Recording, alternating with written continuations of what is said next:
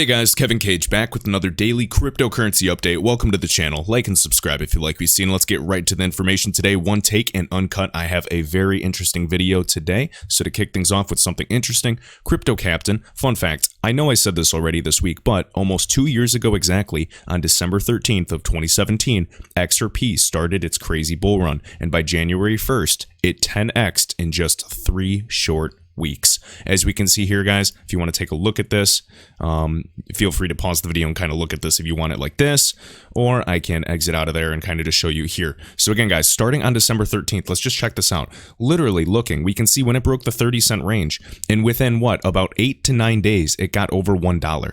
So barely over a week, once it broke that resistance, and when it was in this 2-year, trend in a down market, there was really nothing to hold it back. Something to consider, guys. All right, and the history might not repeat, but it often rhymes.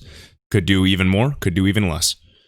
All right, next up, the Bank for International Settlements, the BIS, talking about this. So FX settlement risk appears to have increased since 2013, leaving close to $9 trillion at risk on any given day. And what I found interesting was, I believe Tony actually said, yeah, shame, only if they had the XRP ledger to take over. And I thought this was pretty funny. Now, this is not the only group talking about settlement risk. They're not the only group talking about, obviously, issues with liquidity. So just stay with me here. So if we click on this link where this is all sourced, they are talking right here about $6.3 trillion was settled on a PvP basis using CLS, and we're going to talk about them in a minute, or a similar settlement system. And CLS primarily does a lot of these Swift transactions, okay? Now, what I want to tie in together, and this is an older tweet, back in the day, earlier this year in January, right here, XRP Nuts. Finastra, keep in mind, they are now announced as a RippleNet partner, and they have 9,000 plus connections to some of the largest banks in the world, at least the top 90 of the top 100 global banks in the world.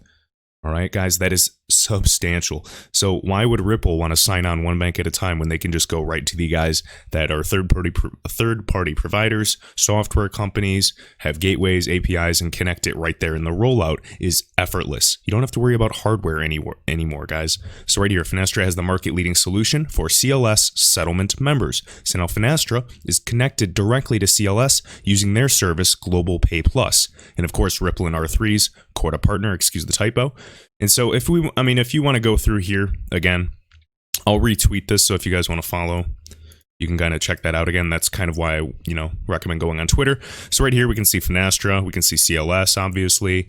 We can kind of read a little bit more about the settlement mechanism and the, application they'll be using. You can see, some backgrounds, especially with Synchron as well, which again helps deliver additional solutions.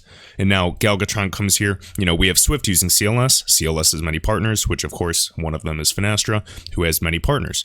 One of which is Synchron, who just happens to have a Ripple integration product. So again, guys, this could just be a coincidence, but at the same time, there are almost too many dots that are connected at this point where it's almost changing my mind. So just keep an open mind. Anything can happen.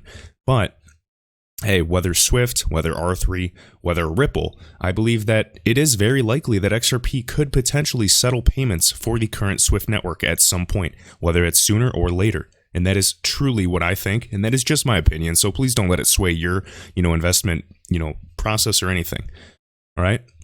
And then again, XRP Darren coming in here said CLS is using Global Pay Plus, Ripple to deliver innovative payment capabilities by integrating the solution. So something to consider, guys. We're talking about trillions and trillions of dollars. They cannot put this out in the open. There would be tons of NDAs, and really it would come down to, the top tiered elite decision makers with something like this. Because there's so many risks, they cannot just share that. Now, we know there's a liquidity crisis, and right here, XRP, you amaze me, actually talking about CLS, so I thought this was pretty synchronistic. Right here, as a result, intraday liquidity is becoming scarcer and more expensive, and managing it effectively and efficiently is an increasingly important issue for the banking community. That was a quote from CLS. Now right here, Ripple has a mechanism. It's called on-demand liquidity, utilizing XRP. Truly for liquidity management, for bidirectional messaging, for end-to-end point transparency, for real-time settlement, not just messaging. There's just so many things. It's just a no-brainer utilizing atomic swaps, even if they wanted to use some type of ILP protocol as well. It truly is a no-brainer. And again, We know XRP, we know the conspiracies, we've heard this for years, and you can consider XRP as Extreme Recovery Program. It does make you think that this has been planned all along for the past 7 years, but take it with a grain of salt, because regardless, I think what Ripple's doing long-term with on-demand liquidity will skyrocket the price of XRP when the time is right, and I'm simply dollar cost averaging. I'm not banking on this, but I do want to show you the bigger connections and the bigger players at play here, because there is something up for sure. All right, right here, HODL style, and remember we were talking about, Jay Clayton talking about the plumbing is already here. The infrastructure for payments, innovation, and blockchain technology is already set. We're just waiting to launch. And right here, look on Ripple Insights. I don't know if this was active or a while back, but right here, and we do have the active link, I guess. So, and this is on Insights, so you can kind of look at their previous blogs, of course. But anyways, Swell 2019 opened up with Garlinghouse, and here's a quote by Brad Garlinghouse, CEO of Ripple. "To fix the friction in payments, we need to reset the plumbing by resetting the fundamental architecture of how payments can be made.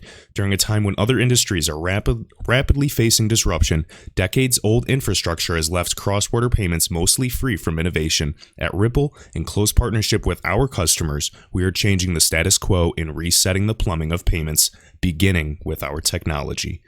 A lot of the same talk track, and I know a lot of people have been pointing that out. Look at the, words, it's all scripted. I believe that this is kind of just, there's a greater plan behind this. There are not this many coincidences in a single market, guys. These very wealthy people are tightly connected, so please don't be fooled. Learn to read between the lines. I just want to emphasize that. Everybody goes, oh, it doesn't say Ripple. Okay, well, it has Interledger, and Interledger protocol are highly connected, and literally the founders are virtually the same founders as the XRP ledger. Like, you have to learn to read between the lines. Making money is not easy. Sometimes there is luck involved, but for me personally, I feel like I found a great investment, and of course I'm hedging my bet with other assets, but to me, it's almost like a 99% sure thing based off the level of adoption and the forecasts and the people that I'm investing in. All right, to finish things off, Zero Hedge. So we have Aramco's market cap increase today is greater than the entire market cap of 470 and S&P 500, of 470 companies in the S&P 500 companies, guys. Now, again, Aramco is a beast. This is Saudi Aramco, officially the Saudi Arabian oil company, and obviously they are a huge national petroleum, natural gas company right out of Saudi Arabia. It's one of the largest companies in the world by revenue, and according to several accounts by like Bloomberg, they say it's the most profitable company in the world. Let's keep an eye on this. Let's keep an eye on all the QE4, quantitative easing 4, that we are leveling up now for this economy.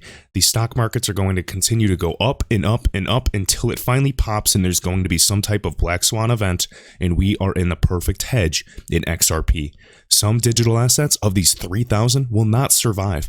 Whether it's, the top 100, top 20, it doesn't matter. XRP to me, is a very sure thing, and it is a secure investment from that point. And yes, I am prepared for anything, the good or bad, but at this point, there's just too much going on in this ecosystem to turn back now. So guys, be sure to like this video, share it around, let me know your honest opinion down below, and I will see you in the next video.